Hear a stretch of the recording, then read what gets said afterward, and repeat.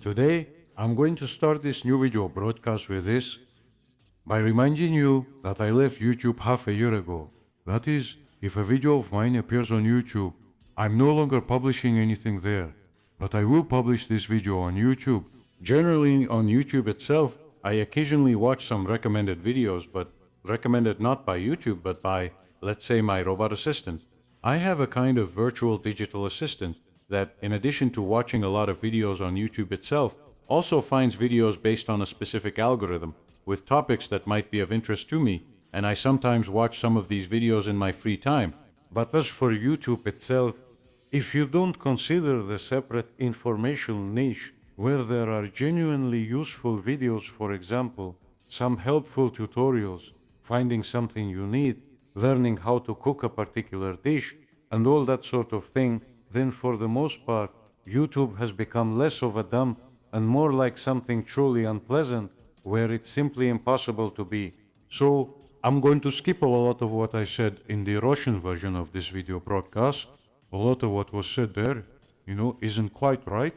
And what is more or less okay is mostly for people with a Russian mentality. Still, some of the things I said in Russian could be said now, believe it or not, but mostly on YouTube and indeed on many other platforms, at least what's shown and recommended. With few exceptions, you won't find information that truly points you in the right direction. As a result, without engaging your own thinking, you'll be led along more or less correctly and come to more or less correct conclusions. More often, you'll be fooled at best and at worst, steered down a destructive path. I've often spoken in my videos about reality and actuality. Essentially, actuality is truth itself, while reality is either a projection of truth or, more often, a distortion of truth.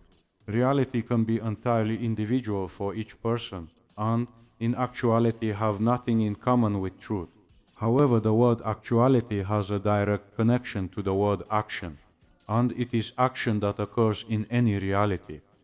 Look, to give an example, in reality, a thief in action has stolen, but in reality, this theft is not only hidden, but also an entirely innocent person can be accused of this theft. But in reality, the thief committed an action that was hidden in reality. You understand what the issue is? Here, and in all similar situations, in reality, the main thing is the essence of the meaning, because if you specifically focus on letters and words, in the end, you can lose the meaning or meanings, which will allow manipulators, so to speak, to capture your consciousness. And in conclusion, I want to consider moments of past history recorded in different reality variants, trying more or less to discern something real in the actions of these historical realities. Were the Bolsheviks on the right track? Yes. The early Bolsheviks were sincere, and their ideology contained much that was correct, which ultimately proved itself for a short time in historical evidence during the post-Stalin period.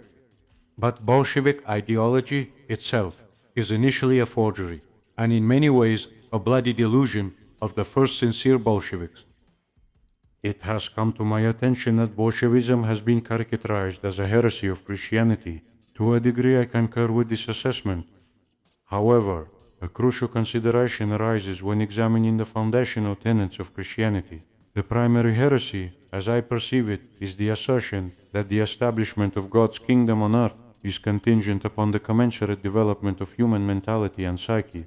Without this, the outcome will be diametrically opposed.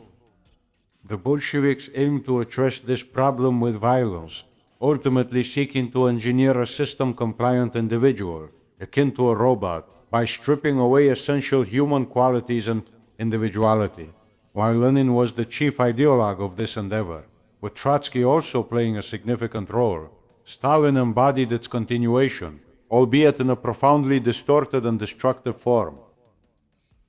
Perhaps in the future, Lenin would not have made many serious mistakes and would not have committed criminal acts on such a scale, unlike Stalin's actions.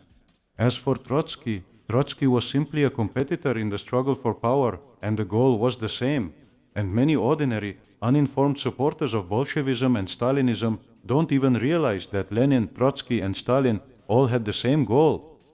Furthermore, regarding another heresy of Bolshevism, in human civilization, within any system and under any authority, no development is possible without capitalism.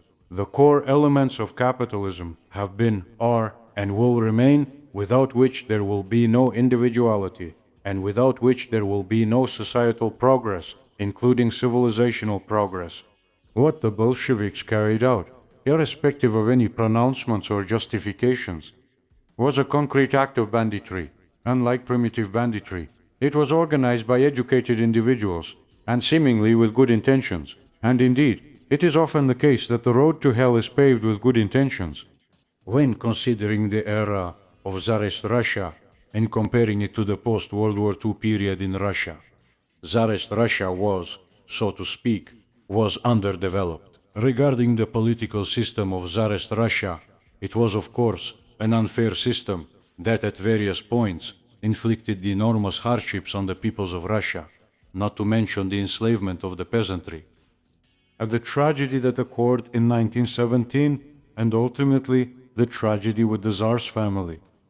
First and foremost, this is the fault of the past Tsars of the Romanov dynasty, and Tsar Nicholas II himself, who had the opportunity at a certain point to cede power to parliament and the constitution, thereby preserving the monarchy. But if we consider the actions of the Bolsheviks and the secret, in abasement, murder of the Tsar and his entire family, these were bloodthirsty, bandit-like actions. Maybe if there had been a proper trial, they could have laid out the facts of what Nicholas II did, and he might have been executed then, with his family left alone. That might have been the legal way to go. But the way it happened, no matter what anyone tries to spin, was just plain bloody banditry, and banditry is always against the law. And of course some people will say, well, it depends on whose laws you're looking at. Beyond this notion, there exists an unalterable canon. Under this canon, as society advances and laws evolve, ancient statutes, which might now be deemed criminal in comparison to newer legislation, would nevertheless not be classified as banditry, provided they had received universal popular endorsement. Thus, the information sphere may be filled with millions of educated individuals, many of whom are genuinely good people, who will rationalize numerous criminal acts of Bolshevism and the assassination of the Tsar and his family. Yet, all their pronouncements are akin to the hollow ringing of an empty bell, a clamor devoid of meaning or comprehension for anyone who happens to hear its toll. The Romanov dynasty was chosen democratically by the assembly of the land in accordance with the times and was essentially legitimate. Then, in 1917, the Tsar abdicated the throne, and if he deserved punishment, it should have been after a trial. Therefore, when people say that laws are created by the ruling class for themselves, in such cases, these are often pseudo-laws that have no relation to true law, which depends on Khan, and Khan is linked to the concept of conscience, inner voice. Perhaps there are many who have truly lost their humanity and have no idea what conscience is. But those who do have a conscience should understand what I'm talking about. Well, I'll explain one of the main principles of conscience in simple terms. Remember the parable from the Bible by Jesus Christ, who, without allegory, is the holy thought born in many minds. Jesus says to those who wanted to stone the adulterous woman, "Let him who is without sin be the first to throw a stone at her." And then everyone dispersed, because in essence, each person in their own way is similar to the adulterous woman. This example, and others like it, represent a core principle of Kona, which is the foundation for sound laws that are truly endorsed by the people through their most capable representatives from every social stratum.